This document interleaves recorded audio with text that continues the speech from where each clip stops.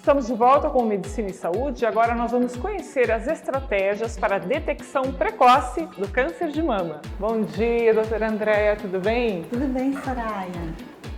A doutora Andréia Shiratori é médica especialista em diagnóstico por imagem e vai nos explicar como é possível diagnosticar um câncer de mama em sua fase inicial. Doutora Andréia, quais são as tecnologias que existem hoje para diagnóstico precoce do câncer de mama?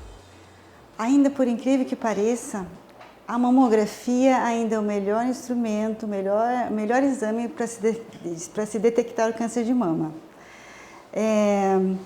Ele consegue detectar microlesões, lesões muito pequenas e ainda é um exame mais acessível, mais barato e não tem substituto para ele ainda como exame de triagem para o câncer de mama. Então, ainda assim, as campanhas elas são necessárias. Nós gostaríamos muito que as pacientes sim aderissem e se lembrassem que é importante o exame. O câncer de mama ele é detectado nessa fase precoce somente com mamografia, porque quando ele se torna palpável, quando um médico consegue detectar, uma paciente consegue sentir esse nódulo, ele em geral já está maior que 1 centímetro. Então, a mamografia consegue detectar lesões com menos de 5 milímetros, às vezes com 4. Então, assim, é muito importante ainda fazer a mamografia. Doutora Andréia, muitas mulheres relatam que têm medo de fazer o exame porque acham que é um exame dolorido, que é um exame que causa dor. Tem razão, tem fundamento esse tipo de temor?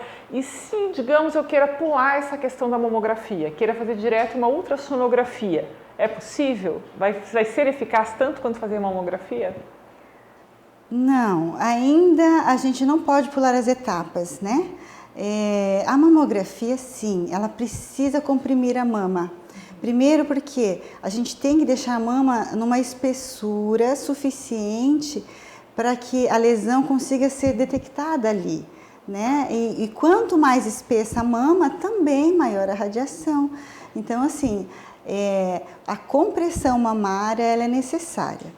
Agora, quanto à dor, né? Existem mulheres que têm mais sensibilidade, mulheres que naturalmente já acordam com dor no seio, que têm alguns períodos pré-menstruais, que ela tem mais dor no seio. Até a gente pede para ela evitar esse período, né? Então, ela pode fazer num período que esteja com menos dor também. E assim, em geral, causa um desconforto, mas ele é super rápido, né? Um exame, se você comprimir a mama de uma maneira mais lenta, então existem as técnicas para isso, né? Então, uma técnica que realiza esse exame, geralmente são mulheres, para deixar as mulheres mais confortáveis, elas conseguem realizar esse exame e até as pacientes se surpreendem, falam, nossa, a gente tinha tanto medo de fazer esse exame e foi tão importante ter feito. E sobre a outra pergunta, se o ultrassom poderia substituir a mamografia, digo que não, infelizmente não. A mamografia detecta alguns tipos de lesões, como as microcalcificações, que não são visualizadas no ultrassom. Né? Nem a ressonância consegue detectar, às vezes, as microcalcificações, sim. Então, agora, pacientes jovens que têm indicação, histórico familiar positivo, aí sim, aí geralmente a gente pede a mamografia, depois o ultrassom associado, porque um complementa o outro, mas um nunca substitui o outro. E eu digo para os pacientes, se você tem chance de fazer um exame, qual faz? É a mamografia.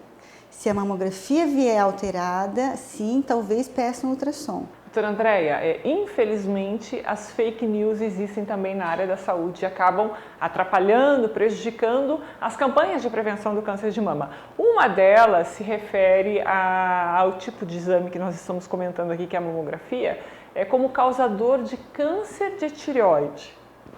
Existe fundamento para esse tipo de afirmação? Não, isso já até alguns anos atrás foi mais forte, né?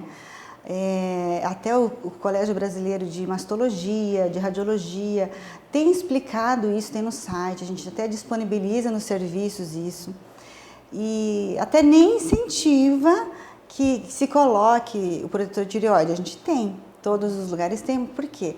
Porque não precisa, isso é uma fake news mesmo. Menos de 1% da radiação da mama que é feita numa mamografia vem para a tireoide. E a radiação que ela é utilizada numa mamografia, ela é uma dose muito baixa, equivalente a alguns dias de tomada de sol numa praia. Então, assim, isso para detecção precoce de uma doença tão séria, né? Ela é muito válida, então assim, existe a justificativa do exame, sim. Ficou muito claro que a gente tem que pensar na mamografia como a primeira opção no processo de investigação de câncer de mama. As mulheres precisam realmente pensar nisso com seriedade, dar devida prioridade, é isso mesmo? Sim, a mamografia é muito importante. Ela às vezes é a primeira e única chance que essa paciente tem de diagnosticar uma lesão na fase curável. E ainda uma lesão com menos de 1 centímetro, nenhum médico treinado consegue detectar. E a mamografia detecta. Tá certo. Então, André, obrigada mais uma vez. Lembrando que essa campanha de conscientização, de prevenção, ela não é apenas falada, né? Tem que se transformar em ações. O que é ação? É você falar para sua esposa, para sua mãe, para sua irmã, para sua filha, você que está nos assistindo, pensar, não fiz ainda o preventivo, vou lá, vou marcar e vou correr atrás. Isso faz toda a diferença, né? E não é apenas em outubro, tá, gente? É o ano todo.